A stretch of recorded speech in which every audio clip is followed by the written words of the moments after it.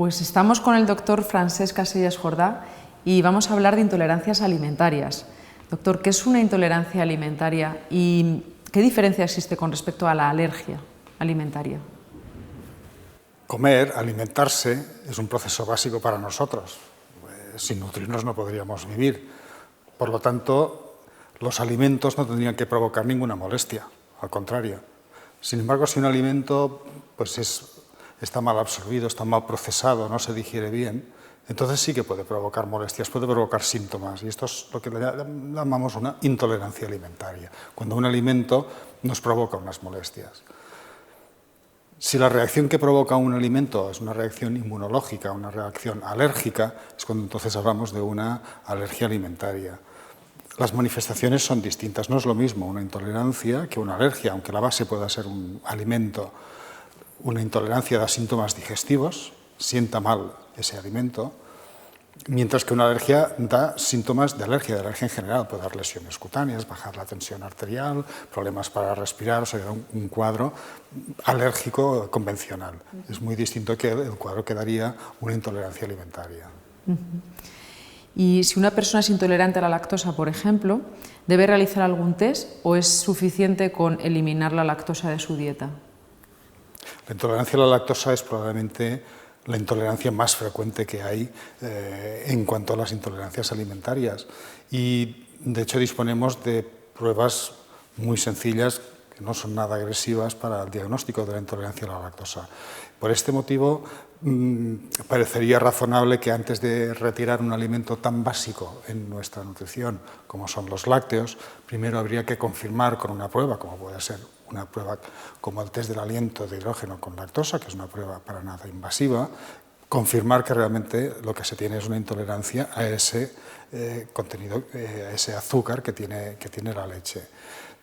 Hay muchas personas que sin hacer una prueba para confirmar esa intolerancia retiran los lácteos de su dieta y a lo mejor están evitando un producto básico para la alimentación sin estar claramente justificado. Y esto es una cosa que valdría la pena evitar. Sería conveniente que si retiramos un lácteo sea por un motivo claro y objetivo.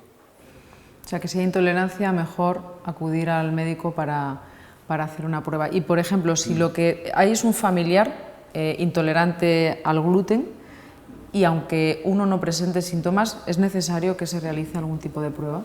La situación de la intolerancia al gluten, concretamente en la enfermedad celíaca, tiene unas diferencias con otras intolerancias alimentarias. La base de la enfermedad celíaca es una base hereditaria, una base genética. Por lo tanto, los familiares de primer grado de un enfermo celíaco tienen más posibilidades, concretamente tienen un 10% de posibilidades de tener también una enfermedad celíaca. Es lo que nosotros llamaríamos un grupo de riesgo para tener la enfermedad celíaca. Entonces, sí que tiene mucho sentido, sabiendo que podemos reconocer esa población de riesgo, hacer la prueba de detección de la enfermedad celíaca, que por otro lado es un simple análisis de sangre. La prueba del cribado para determinar si hay enfermedad celíaca o no es un análisis de sangre. No hay que hacer una endoscopia de entrada, cosa que podría asustar a algunas personas. Por lo tanto, los familiares de primer grado de un enfermo celíaco tienen que hacerse esta prueba del análisis de sangre. Saldrá negativo en más del 90% de los familiares, pero podremos detectar algunos que sí serán celíacos. Estos sí que tendrán que hacerse la biopsia intestinal y podrán tener el beneficio de un tratamiento eficaz de una enfermedad acogida a tiempo.